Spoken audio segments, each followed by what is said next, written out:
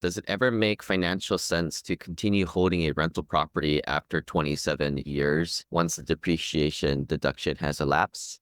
Why not just sell it and buy a new one to restart the depreciation write-off benefit cycle?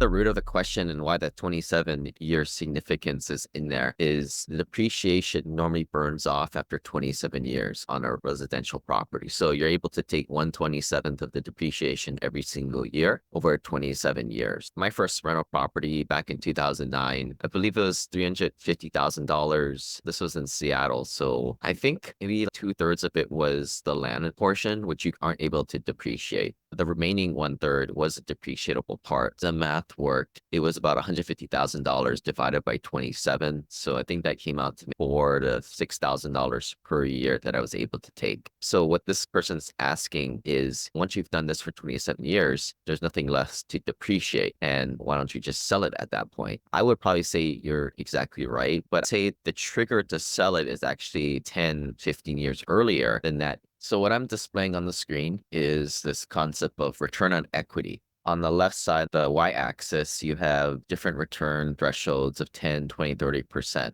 Now, in the beginning, and we'll go back to my example in 2009, I bought my rental. I had 80% leverage on it, and I was making a pretty high rate of return. Now, I've done a video where I broke down the 4 ways you make money with real estate, which is tax benefits, mortgage pay down, the cash flow from the investment, and the leverage appreciation. We're somewhere around 25, 30% in that example. So that's where I'm getting these numbers from. As the years go by, 5 years later, you've paid down that mortgage. The property has potentially appreciated a bit. So you have a lot more equity in there. This is not a question of what's the return on investment. Return on investment is off of the original investment, the initial investment. This is more of the return on equity and more importantly, deployable. So that goes down over the years. You have some people out there who have paid off houses. A good example, you might have $1 million house, especially here in Hawaii, and your rents are $3,000, $4,000 a month. But by the time you pay your taxes and things break, air conditioner, the 50% rule, right, where 50% of your income typically goes to expenses and rising insurance and taxes, as always, you might have made 20 grand on that 40 grand. So 20 grand out of $1 million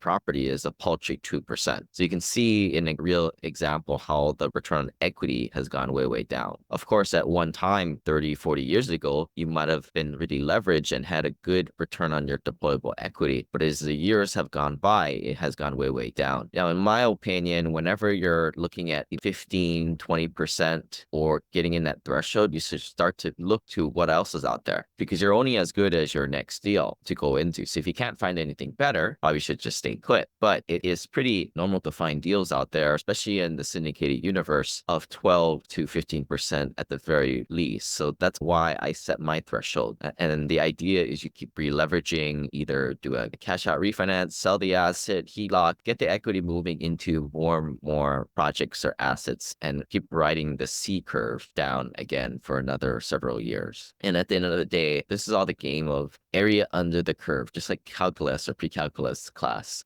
The more area you have under the curve, essentially, the more you're growing your net worth. And at the end of the day, that's the name of the game, not necessarily paying off properties. Now, this normal idea of people paying off properties, I think you come back to it, right? Once you've hit an end game level of $4 to $5 million net worth, and it brings in this other concept of core capital, which I've talked about in other videos. When you start to get older, you don't need as much money for this passive cash flow per month number. So yeah, you can start to pay down your mortgages, pay down your debt, or in reality, you probably should give it to your children, grandchildren, have other discretionary spending, other ventures, or even give it to charity at this point.